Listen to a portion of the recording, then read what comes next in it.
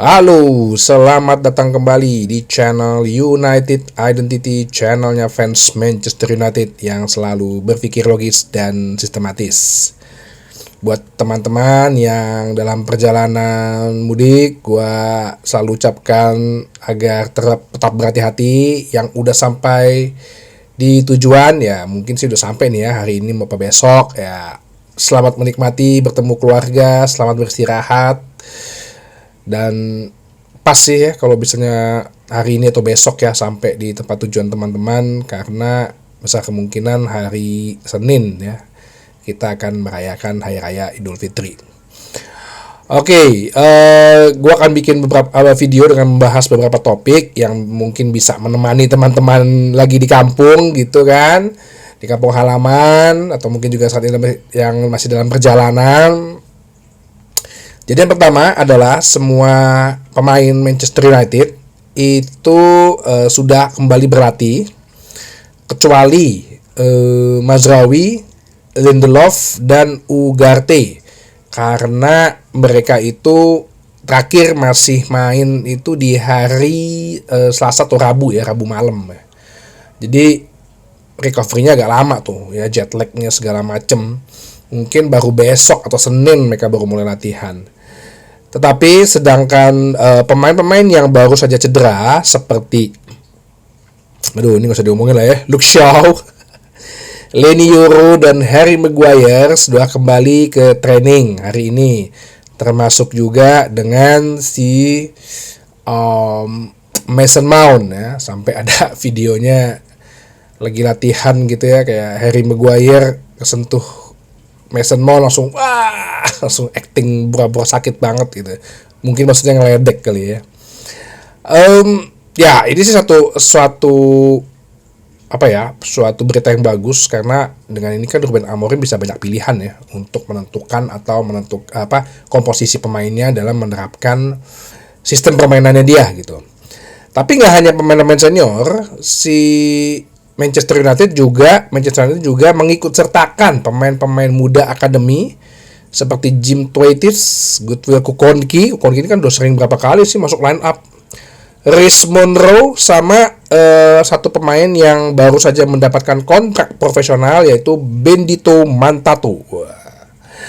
Ini sih memberikan pertanda bahwa ya udah pakai aja pemain-pemain akademi gitu loh. Kan dari dulu kan gue selalu ngomong kan, ya kalau emang selama ini pemain-pemain yang profesional itu yang udah di hire dari transfer mahal-mahal itu nggak bisa menjalankan skemanya pelatih, ya udah deh pakai akademi aja lah gitu. Kenapa sih repot amat gitu?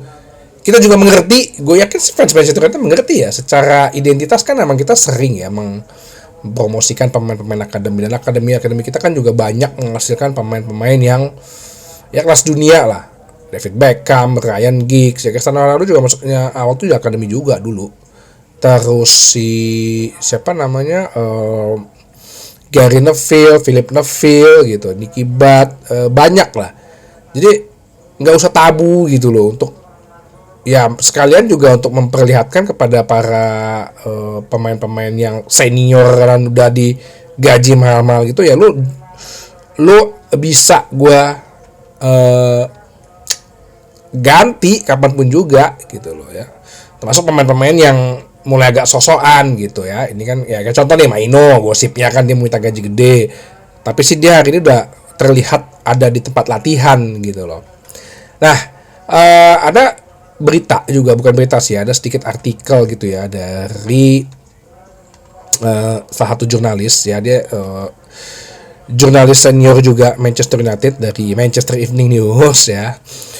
Jadi dia mewawancarai head of akademinya Manchester United yang bernama Nick Cox. Nah, jadi si Nick Cox ini ya, dia bilang bahwa dia sangat senang bekerja dengan Ruben Amorim ya. Cara pendekatan dia dan bagaimana dia dianggap sebagai yang charming gitu ya. Terlihat enak dilihat lah, mukanya enak dilihat gitu. Dan sangat suportif di training ground ya. dan dia tidak hanya sebagai manajer ya, dia juga sebagai coach ya, sehingga dengan kombinasi atau kolaborasi dengan Jason Wilcox, Darren Fletcher serta berbagai staff senior ya, itu menjadikan suatu organik ya, lingkungan kerja yang organik ya, dan sangat sehat gitu, walaupun sering terjadi perdebatan juga. Jadi kalau urusan mempromosikan pemain dari akademi ke tim utama ya, itu biasanya keputusan itu nggak langsung gitu loh ya, harus berulang-ulang kali dikasih nama ke Ruben Amorim dan staff, dibalikin lagi belum nih, dikasih nama dulu. Jadi itu prosesnya panjang, berulang-ulang kali, dan biasanya yang memimpinnya itu adalah si Darren Fletcher, yang dia kan sebagai head itu kan si director of teknik sih sebenarnya ya, si Darren Fletcher itu. Nah, ini yang dibilang bahwa dengan kolaborasi ini perpindahan para pemain-pemain junior akademi ke senior itu menjadi lebih mulus gitu. Dan salah satunya juga adalah Harry Amas. Jadi Harry Amas ini sebetulnya udah dipersiapkan ya di zaman dari sejak di akademi, bahkan juga mengikut sertakan keluarganya dia, bagaimana dia Harry Amas itu dibentuk pondasi permainannya ya, walaupun masih panjang gitu loh.